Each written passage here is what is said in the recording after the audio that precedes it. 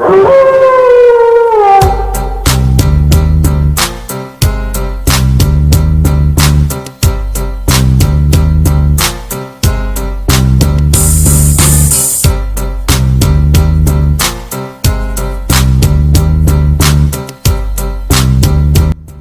up, hot? You heard what I said, Wrestling Podcast. These would be here with Tout and Darren, aka They Don't Want None. I'm back. AEW continues to excel in the professional wrestling world, and this time they partnered with New Japan Pro Wrestling to bring us a pay-per-view extravaganza live from Chicago in the United States.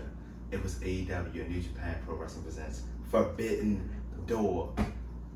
13 matches on the card. They had a lot of shit. Pre-show started at 7 and they didn't waste no time. 3 minutes into the pre-show, they had matches.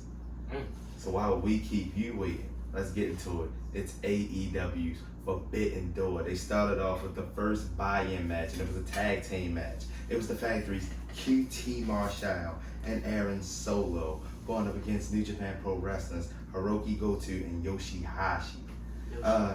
This was a decent match.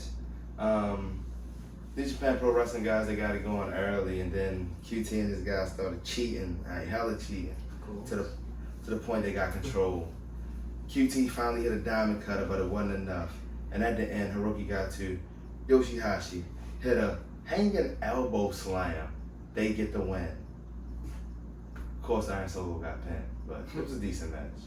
How you feel about that? New Japan Pro Wrestling guys get the first win. It's a good look for them, and that truly shows that QT Marshall faction sucks. Sucks bad. Sucks bad. Like if you want to get somebody a faction, it gotta be something decent. Even with them cheating too, you still can't pick up like the victory. like remember before the dog or the hat unexalted one, they were still decent. Yeah. But even ever since the passing of Brody Lee, like they just go. They They just take go off down. they just take losses, bro. And when they on there, they take losses. How I feel about it, I ain't see the match, so I can't speak on it. Hey, that's a review. Second match on the buy-in, representing Suzuki Gu, the Murder Hawk Monster Lance Archer versus another scrub from the Nightmare Factory, Nick Camarado. This was two big guys. It's time to see a battle of the behemoths. Lance Archer, he almost hurt his own damn self, came up with that wild shit. He hit Camarado and then tried to dive over the top rope and do a cannonball off the middle rope from the outside and almost landed on his head. But he was alright, got back up. Camarado got it going a little bit, had a nice power slam, a couple close pinfalls, but wasn't enough to keep Lance Archer down. A big knee to the face. Next thing you know, it was blackout. Everybody dies. Lance Archer for the win. Quick one. He got up out of here. Lance Archer for the win on that. How you feel? Once again, the worst faction in wrestling. But not and to add on to that, Lance Archer gets a nice win. You just seen that he was in the main event on Dynamite going against the two people that was fighting for the interim world title. Yeah. And Lance Archer was in New Japan Pro Wrestling before, so. And he was a former IWGP United States. So was he on that side in this instance? I don't know, because he is still part of Suzuki Gu. Yeah. So I guess he was then. So know. New Japan got 2 victories. Yeah, that's something that New Japan was fast. I wonder if niggas keep a score on that. I don't know. But the third match, still on the buy-in, it was Swerve and Our Glory. The realest Swerve Strickland and the limitless Keith Lee. They were going up against Suzuki Gu's El Desperado and Yoshinobu Kanemaru. This was actually a pretty good match. Suzuki Gu, they come up there with a bottle of whiskey. But pretty much from the beginning, they thought they was going to take out Keith Lee. And it wasn't working. So they had a good game plan working on the knees of both guys. And it worked for a couple minutes. They both ended up having both of them in submissions. Keith Lee was in a figure 4. And Swerve was in a abdominal stretch. And then Keith Lee grabbed one of the Suzuki guys and threw him into the other guy to get out of the figure 4. It was a nice little move. Then the cheating started. They tried to distract the ref. The other one got whiskey, spit it in Keith Lee's face, went for the roll up, didn't get it. And then it was a nice barrage of moves by Swerve. He did a kick here, then he did another super kick, stomped to the outside. It was a nice move. It got the fans real hype. And a couple seconds later, It was a big bang catastrophe. That's it. For the win, Swerve and Our Glory gets the victory. It was a good match. How y'all feel about it? How I feel about it, I actually saw some of this match, and I actually like the tag team of Swerve Strickland and Keith Lee. So if they can keep them together and keep climbing the ranks on AEW. Let's see if they actually keep them together after that hiccup with the #1 contender battle royal. But Keith Lee said he back cool. See how long it lasts. Hope he is back cool. Maybe they could keep building as a tag team. Like I said, they already got one title shot. And that was a triple threat too. And as he said, right after the match though, you also had up in the stands, you had Ricky Starks and Powerhouse talking about y'all still can't beat us, y'all still gotta deal with us. So this is definitely not over. There's still some tag teams. That feud still not gonna be over because they keep confronting them every time. Yeah. They gonna have to beat them. But hey, the last match of the buy-in, and this is about the entertainment point because these guys are fan favorites now. You just want to see them on the card. It was the it was the Gun Club. And my boys, Anthony Bowen and Max Cassidy, Acclaim. They got a group now, and every time you come out, I love it. The fans love it. The Max Caster rap, the Gun Club acting dumb. Everybody just supporting and going around the punchline of Anthony Bowens and the Sesame Daddy. I love this group. They were going up against the New Japan Pro Wrestling Dojo guys of Yuya Uemura, the DKC, Kevin Knight and Alice Coughlin. And right before the match, fucking Dan Houser came on the screen and said something about Austin and Colton, and these motherfuckers ran and just never came back. So it was 2-on-4 with Billy Gunn and Cassidy. Cassidy was getting his ass whipped for the first 5 minutes, and then we got the hot tag to Billy. Billy started getting it going. A nice famouser, and then a mic drop. They came back 2-on-4 against these dojo guys to get the win. The Gun Club and the Acclaim, big win to end off the buy-in. How'd you feel about it, you say? That's a big win for them. It's a big one for them. It's good. I love it. Hey, Y'all think it's a big win for them? I would say it's going again. I mean, it was it's a big win because it was 2-on-4. on a pay-per-view. And for a group they put together who they really probably didn't see nothing going on, what happened positive with them. This is positive that they can be able to get on a card every week and then. But when the fuck is Billy Gunn ever gonna fight again? I don't know. He was on this card. Yeah. I mean, he don't fight on Dynamite, but he fought on this pay-per-view. He was getting busy out there. Maybe that's setting up a. But yeah, at least they did get a future tag team match with Hookhausen and the Ass Boys. Ass Boys. Well, that was the first hour, and that was just a buy-in. That was just a pre-show. They fit 4 matches in the first hour. They were pretty decent. But now it's time for the main card, and it started off with a trios match. And the winner of this match will have the advantage on Dynamite's Blood and Guts match between the Blackpool Combat Club and the Jericho Appreciation Society.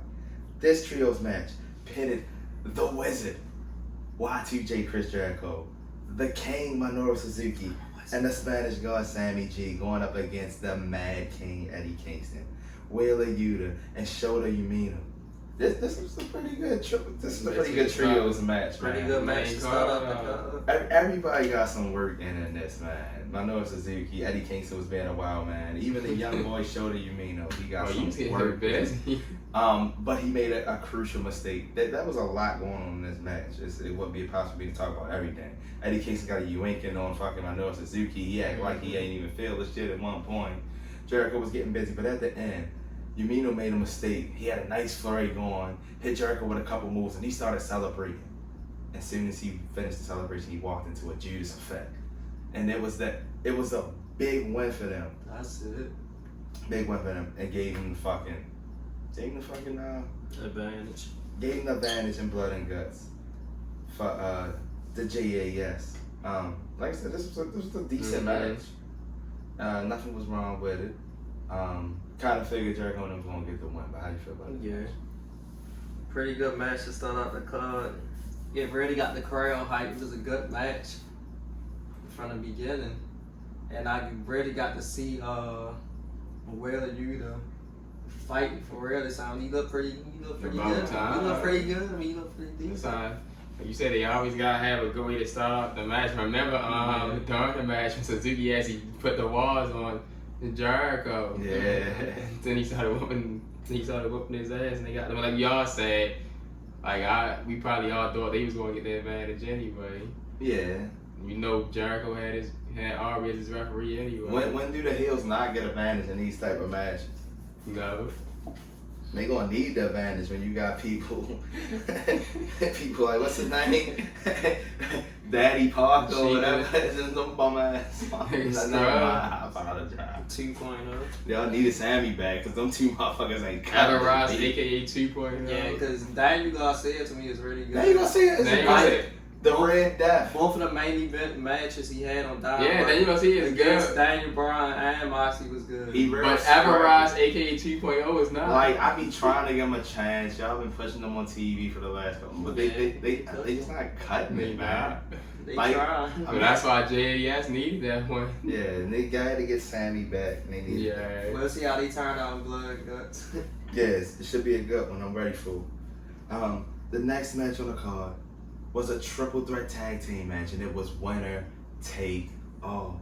Match was for the Ring of Honor and the IWGP Heavyweight Tag Team Championships. It started off with Dax, Hardwood, Cash Wheeler, your Ring of Honor, and Triple I Tag Team Champions. FTR going up against Roppongi Vice, Rocky Romero, and that boy Trent. Sometimes he Trent Barretta. Y'all know him though.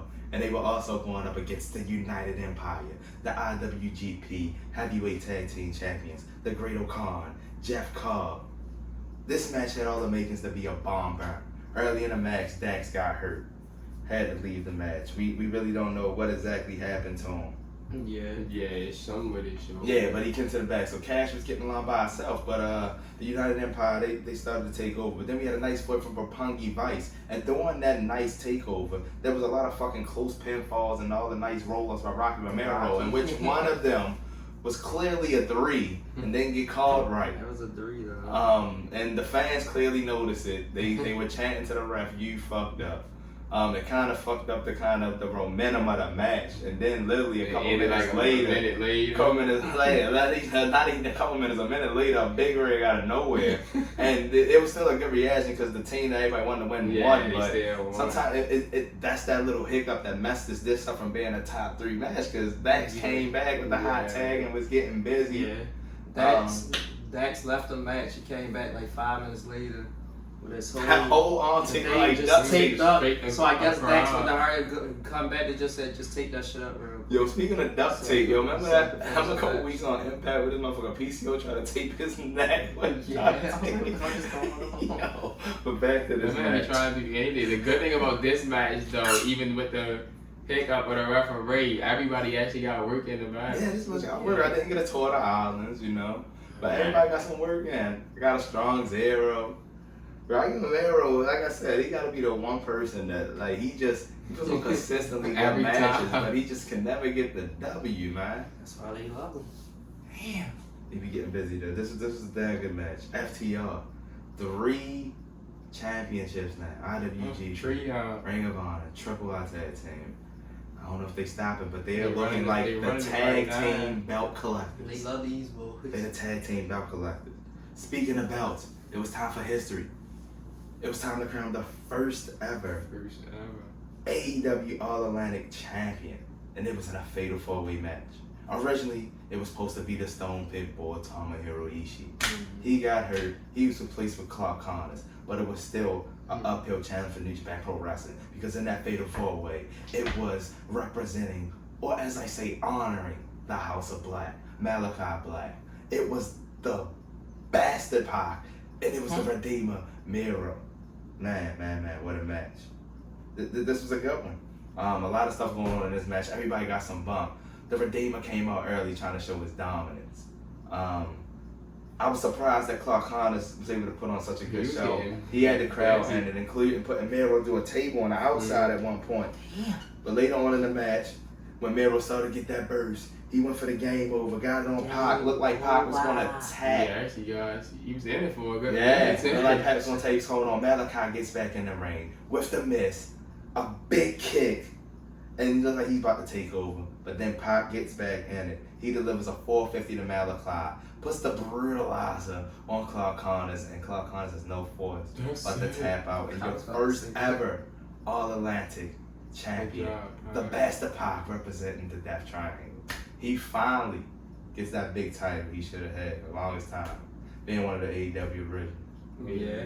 I was about to say that Pac been in there for the long. I thought Mero was gonna win, but looking back at it, he been in there longer than anybody. And for AEW, remember they used to try to tease. He was the only person to beat Kenny Omega. For AEW that was lacking titles the whole time, they always had Pac in like the top title picture going Main event card until they got the TNT title. But when they got the TNT title, he was gone because he got hurt. He got hurt, and then he came right back. Yeah, and then he came back, and he was always one of the top people to beat all the nice people like Kenny Omega, and never got that title. He did. He definitely beat him. So making this new title, it was only right to put it on him. That's why he said you deserved it.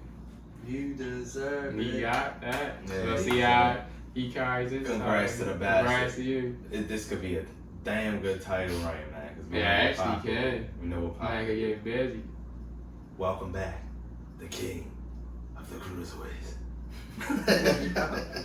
But our next match, and I don't know how to explain this, but this was a nicely constructed match card.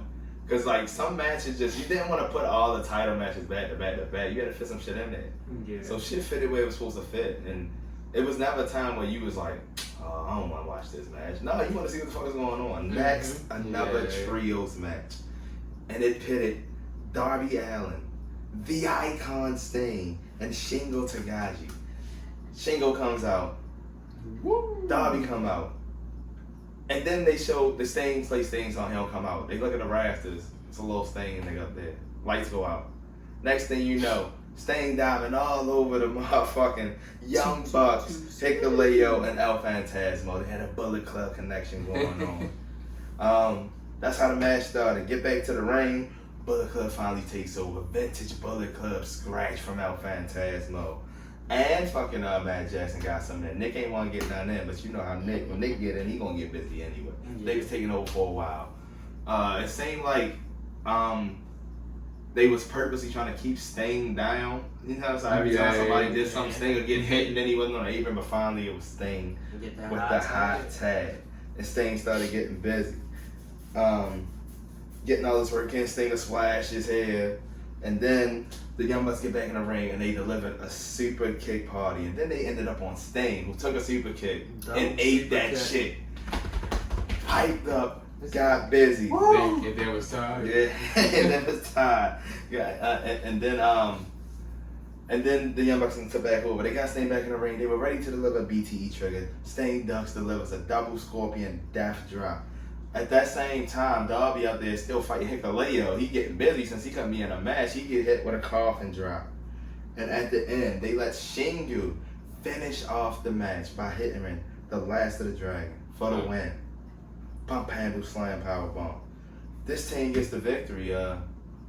Sting, Darby, team Shingo. It's a pretty good match, man. Pretty good match. How y'all felt about this one right here? Pretty good match.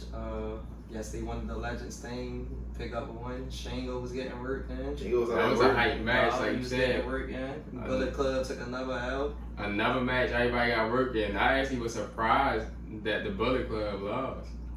Yeah, especially being champion. Yeah. But like Tyron said, I guess they wanted so them to get the... Did that mean it's gonna be the Sting and Darby Allin getting a title shot?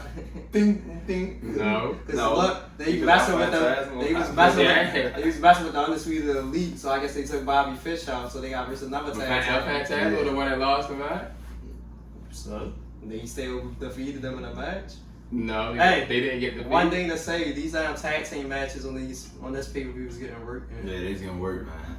They was getting the pay-per-view hype. Y'all knew who to pick to put in these matches. Motherfuckers was wrestling out that bitch.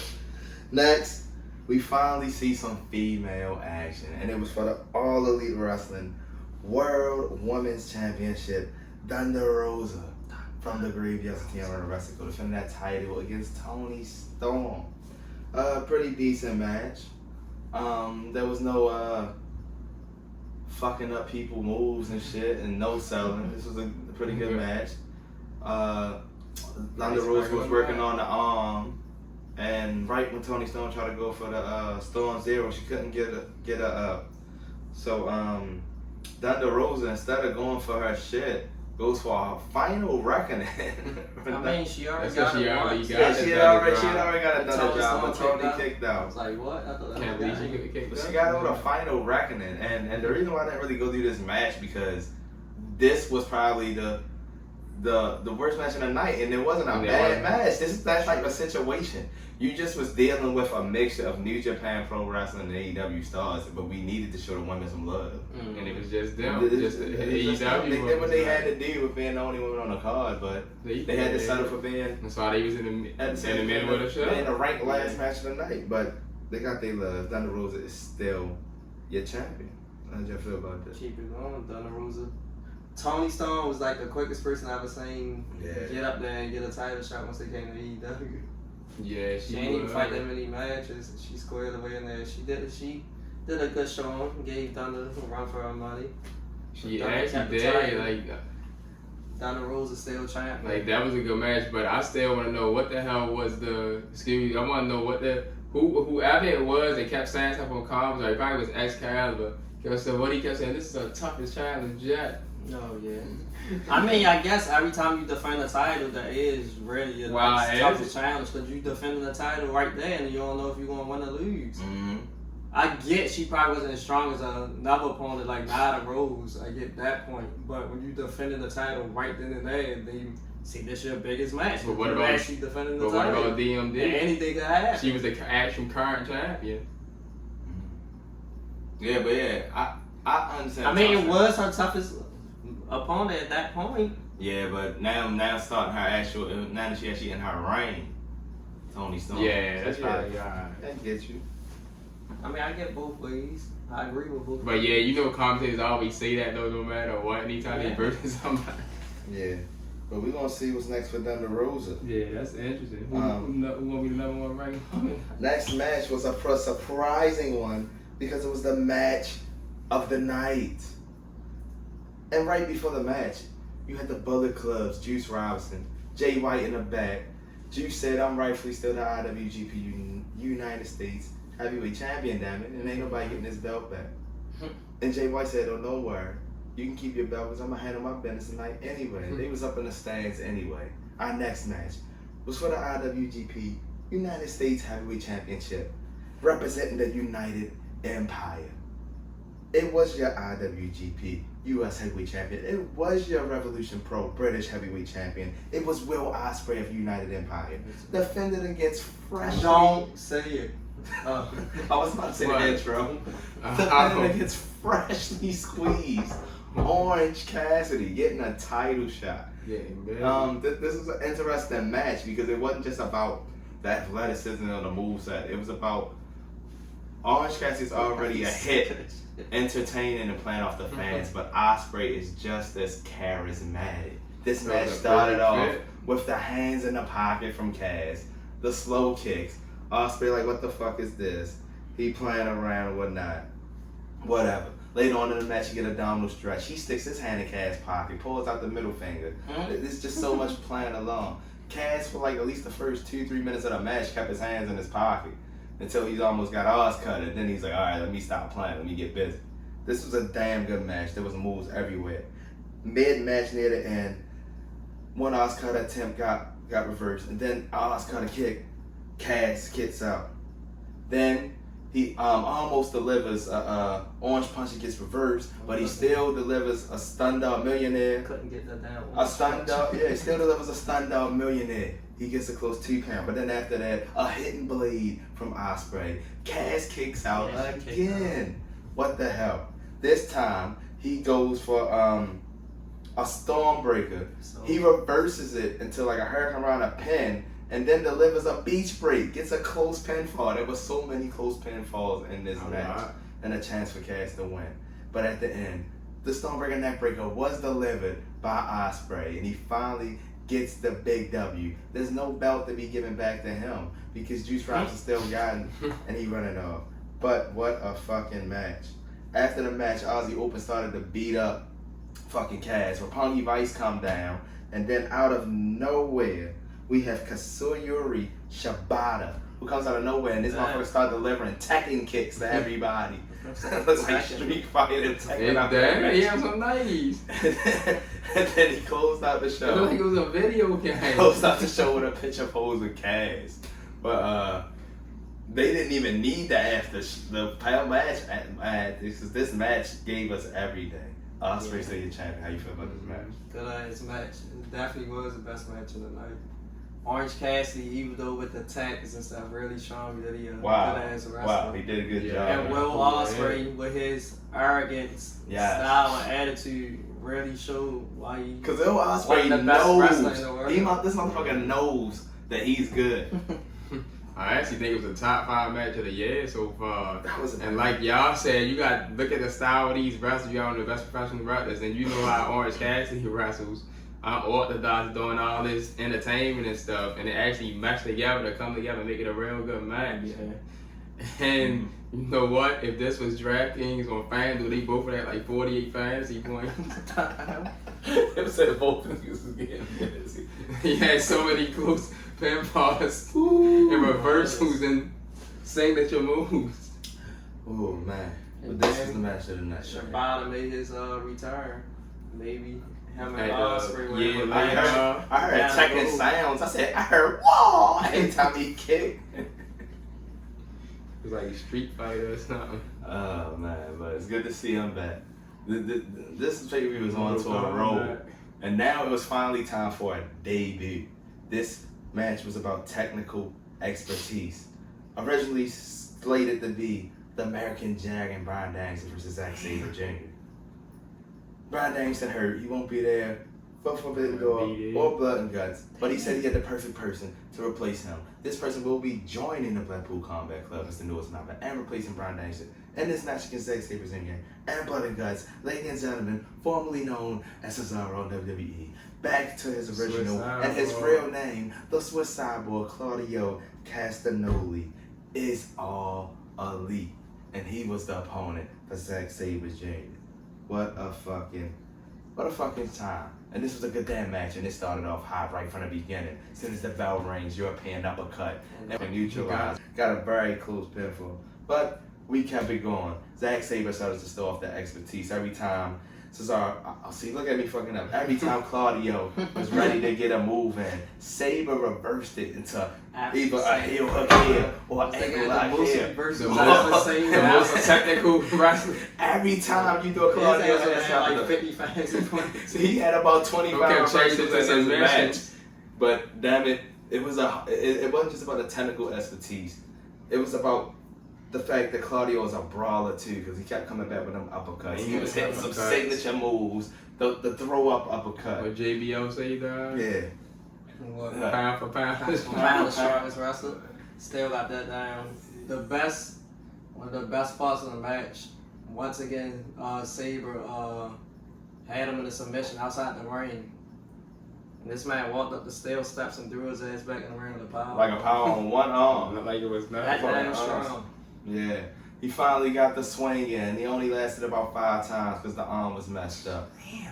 Damn. But at the end, he got a nice reversal at the nice uppercut. And he knocked in. It's not the neutralizer anymore. It's the Ricola bomb for the win.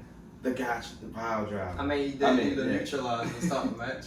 Yeah. Just a signature move. Yeah. But he gets the big win over Zack Sabre in his debut match with momentum going into Blood and Guts. How'd y'all feel about this match right here? I was actually loving this match too. Because that was wrestling. Man, they was getting busy out there, fucking man. That's a wrestling wrestling at its match. finest. Brian Danielson was right. Per rules.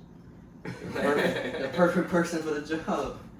So He was on that that ass way. match. Brian Danielson got for. After all that, Zack Sabre had to take a damn L. Yeah. He's been one of the hottest. He had to take an L, but big hot shot debut for Claudio. No, you can't lose in your debut. Yeah. But our next match was the co-main event, and on paper, it should have been the best match of the night. But a couple hiccups in this match, we'll talk about it, resulted in it not being the the best match of the night, but the action was still there. Action-wise, if you don't care about the fuck-ups, this was the action of the night. But I can't give it that because the action has to be as fluid as the ending. But it was a fatal four-way, or as we call it, a four-way match. And it was for the IWGP World Heavyweight Championship. And it was the leader of the Bullet Club. It was his era. It was the catalyst. Your IWGP World Heavyweight Champion. The Switchblade Jay White. He was defending it. I guess the two guys that just keep wanting to get up in there, talking about it was their time. Hangman Adam Page, your former All Elite Wrestling Champion. The Undisputed Elite's Adam Cole, baby. It's all about the boom. But then you add one more person in last week's Dynamite. And damn it, it was the Rainmaker. Oh, really? Kazuchika Okada, the former IWGP World Heavyweight Champion, looking to get the title back. He showed up last week. As Darren says, the best drop kick in the game today. And on paper, like I said, this match looked good. As soon as the match started, Jay White got the hell out of there. Adam Cole looked confused. A couple seconds later, he did the same thing. That's my shit. Leaving Okada and Hangman started the match. And you know they got it off starting good. I mean, what can you say about this match? This match, it was greatness. Everybody got shit going. It's so much, it's so much to talk about in this match. Adam Cole was fucked up. He had the tape on and everything. I mean, I almost got Panama Sunrise here. You know, Okada got a couple of his drop kicks in. Hangman was really getting some work in his match.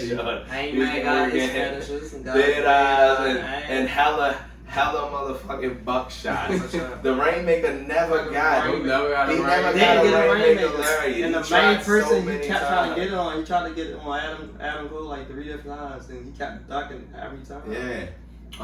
Then in the match, Switchblade had finally got a motherfucking Blade Runner. But the way it happened was out of nowhere. Now, like I said, Adam Page is on a roll. Working out here. He finally got the motherfucking buckshot lariat. But then out of nowhere, fucking, what was that? Adam Cole got back in the ring. I don't know, it was a boom, it was boom. Now, all I know is at the end, Okada, with multiple attempts of trying to get the Rainmaker, he has Adam Cole. Adam Cole ducks. Switchblade gets back in the ring, hits Okada with a Blade Runner. And then he rolls Adam Cole over as the goal for a pin, presumably to kick out. Adam Cole looks as if he tries to kick out right after 2, but he looks like he's so hurt he can't get his arm up. Ref doesn't look like he know what to do. It was bald head Greg Knox ass. He hit pin the 3. Everybody looked confused. There was no reaction from the crowd. But still your champion, Switchblade Jay White. And he even grabbed the ref and said something to him. But Adam Cole like he might have got a genuinely hurt, whiplash, concussion, I don't know. But that little ending right there, and it looked like the referee didn't know what to do in that situation. Kind of messed up this being a best night match, but there was stuff everywhere. I know y'all want to talk about something more. How you feel about this match? Man, it was a good ass match. 4 of the best wrestlers in the world. Jay White kept the title, as I thought he should, because he just got it. I ain't say I'm losing so quick. That don't mean nothing else. New Japan picked up as many times that motherfucker go back from NATO to Okada. Yeah. It's interesting to see if Undisputed Elite is actually, are they really still Bullet Club or not? We don't know. Yeah, we don't know. We gonna after the match, Jay White seemed like he was mad about the finish, and he just walked past. That's what it was. And he just walked past. He was mad about the the Young Bucks and them. He didn't even look at it. They wasn't even there. Like he didn't even acknowledge that. So is Bullet Club good? But yeah, Jay White was. Jay White was. He got out of there. Yeah. Adam Cole still out in the ring. Doctor's really out in the ring. No, you can't go wrong though. Because the action was. 3 to 4 out of still the match. I mean, this was the type of match you didn't care who won, but you know who should have won because you knew it was gonna be a good match. It didn't matter. You had 4 of the greatest in the world, and it didn't matter who won. But as we heard, it's still a Switchblade. The most super kicks I ever seen Adam Cole get in a match. This motherfucker, and he was fucking Molly up. Adam Page on the motherfucking moonsault. That motherfucker was slick on the jaw. No, he was fucking Okada. I don't think Okada been kicked that many times in a row, bro. Okada was tired, B. He said, "Oh, hey." But finally, we get to the main event. about 13 matches into the card, and this for the interim All Elite Wrestling World Championship. And as Mox has been saying, Wow. this guy's been ducking him for 3 years. Damn it, for the All Elite Wrestling Interim World Championship. It was the wild thing. It was Jon Moxley going up against the ace, Hiroshi Tanahashi, the record 8-time former IWGP Heavyweight Champion, the John Cena of New Japan Pro Wrestling. God damn it. This was a good match, man. Match got off to a good start. I mean, a lot of blows. Moxley don't get hurt from shit, but midway through the match, Hiroshi Tanahashi delivered a swift sling blade, and Moxley rolled out the ring. And they were showing Tanahashi celebrating than Moxley. He just went And I'm on blood. How you get cut off from a sling blade without Tanahashi fingernails on the long or something? I'm a sling blade, and it was a big ass gash, and it started There's a leaking everywhere. That's why I be cutting itself open every time. And then you say he still had a blade in his The blade in his hand. Yeah, I could've He sworn. trying to put it between the match. Yeah, I swear. I felt like he cut This man did himself a twice to two-piece make it suicide. worse. And he went I think outside the he holding ring, his stick head the during seat, the went match. to wear the mat for like 5 seconds and put that shit under there. And you can see, And his blood leaking everywhere. His blood and Tanahashi had. Come on, yo. you can see, who was it? Paul Turner kept checking on him. He kept holding his He kept holding his hand over his Tanahashi, son. Tanahashi was hitting him with Germans, and Moxley was reversing them, and they was reversing at the cradles, and then Moxley ended up reversing it to a bulldog choke, and it was just blood leaking everywhere on Tanahashi, you know, his cheek. Tanahashi And that shit was out. and the way Mox was laying, and the blood was moving like a faucet. It was just leaking sideways, and you can still see the cut though. But this was a good match. He kicked out from the paralyzed shit. Yeah. No, that was a dirty D. That was a regular dirty D's. But then after That that, wasn't a paradox. Tanahashi was out. This man did like 15, 20 of these things. You go off and see this man was sleeping. He put him in a sleep They mode. put him in a sleepover, and that man like he legitimately was passed out, and the ref started messing with his arms, and Mox like kind of loosened it, and it's like this man, 5 seconds later, this man shot back in, and this the arm started moving like he was back. Remember that one WCW when Piper put Hogan to sleep, and then Hogan just all of a sudden woke up, looking like he was snoring. But back to this.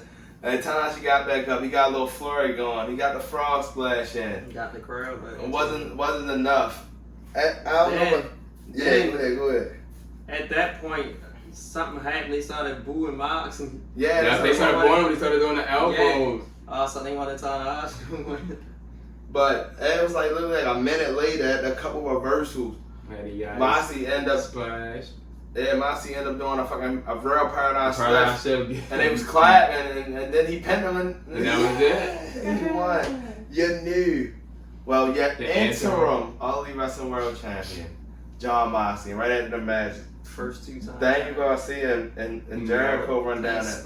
He a one-time Run down that AEW bitch. World Champion, a one-time. And interim then AEW. everybody just followed suit. Here come Eddie Kingston. Here come Santana. Ortiz, Villauta. Here come Hager. Moxley was getting ready for blood. Here come Matt Parker and the other motherfucker. Subscribe. Everybody come down that bitch, and they are pretty much right after the match. While Moxley and Tanahashi down, they setting up for blood and guts. They setting up for blood and guts this Wednesday. Regal walking out to the ring, smiling and shit. And they ended a bit though for Bra. 2 questions: how you feel about the match? Hey, Moxley being the interim, and how you feel about the brawl and excitement? I for blood and mean, guts? once they already named that the person the battle word was going first, Moxley.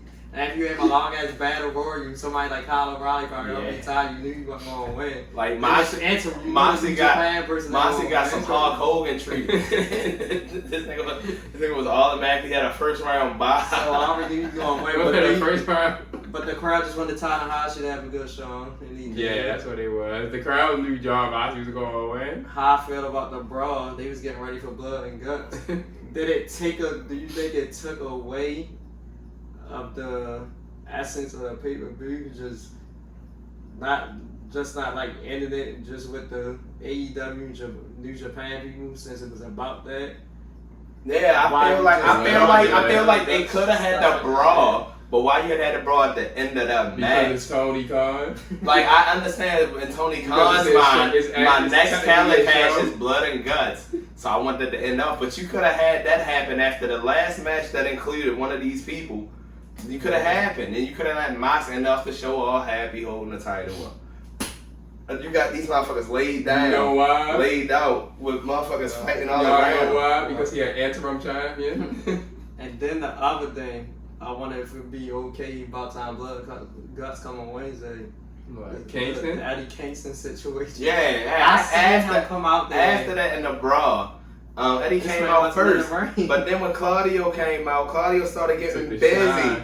Pop up, uppercuts, swings for 23, uppercut trains, he got busy. And we kind of felt like he got jealous that on his first night, Claudio was a fan favorite. And Eddie Kingston just became a fan favorite after 20 years in the business. All the Jericho Appreciation Society people was down when the Combat Blackpool Club was all in the ring. I'm looking like, where was Eddie Kingston? I was like, what? And they showed Eddie Kingston pointing and arguing with a mad face at Claudio. Claudio was like, what I do? And Moxie had this serious face like, man, I just want a title. You mad now? And Moxie was trying to blow it off, but Eddie Kingston kept being mad.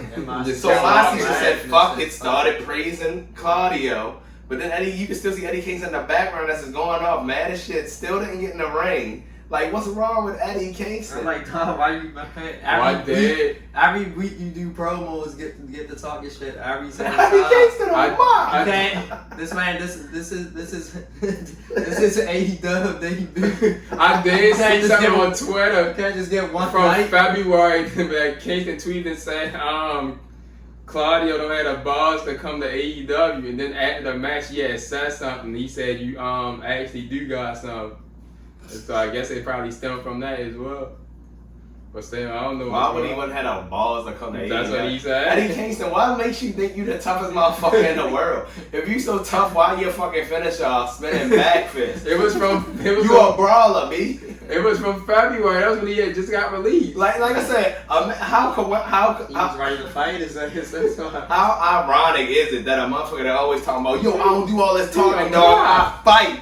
And your finisher is a spinning back fist. Shouldn't your shit be some more hardcore? Come on, yo, like you said, this is AEW debut. You gotta get that shot. I know, come some swag.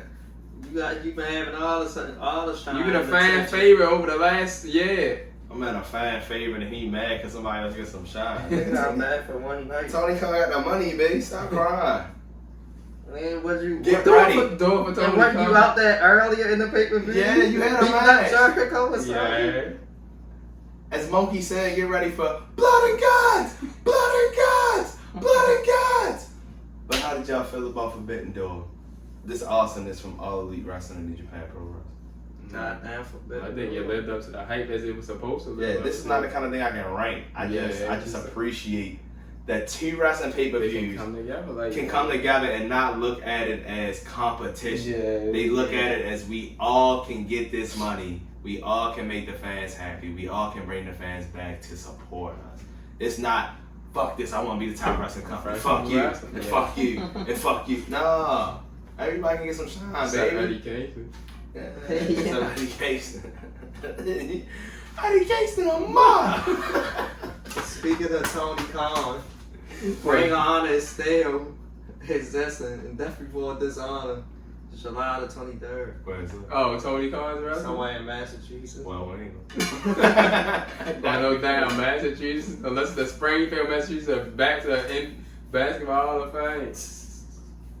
God damn it. Well, this is a hell of a ride. Forbidden Door. We gonna get ready. Hope y'all ready for later tonight. Cause it's gonna be up. Y'all ready for later tonight? Blood and guts!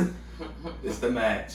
It's gonna be a good one. Alright, I got before we go, I got something random too about Bryan Danielson.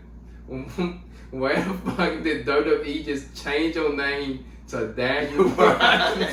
The man was already Bryan Danielson. His real name is somebody close to Vince McMahon said, you know what? Bryan Danielson just isn't working for me. How about Daniel Bryan? Yes, I like it. Daniel Bryan. Flip this name. I told you. They put this They nigga. always But do that. somebody They always said. Destroy Bryan. Somebody said that They Bryan always destroy Danielson Bryan. wasn't good. We need to change it to Daniel Bryan. But somebody said, Bryan let's go with Skip Sheffield. Let's go with Michael McGillicuddy. Yo, what the hell is McGillicuddy? Let's go with Husky Husky. What the fuck is going Yo, the on? Nexus and the Koi are the dumbest names. But we had to we was cool with the Miz, but we had to change Bryan Danielson. It just wasn't as clingy as a John Cena, as a John Morrison, people with two names. You know? But All Elite Wrestling, another debut, onto a roll. Interesting to see what's up next. Y'all gonna say Wrestling Pod detail, and that AKA and whatnot. We trying to break through the forbidden door of Wrestling Podcast. Yeah. And we hope We are. Yes, sir. And we gone.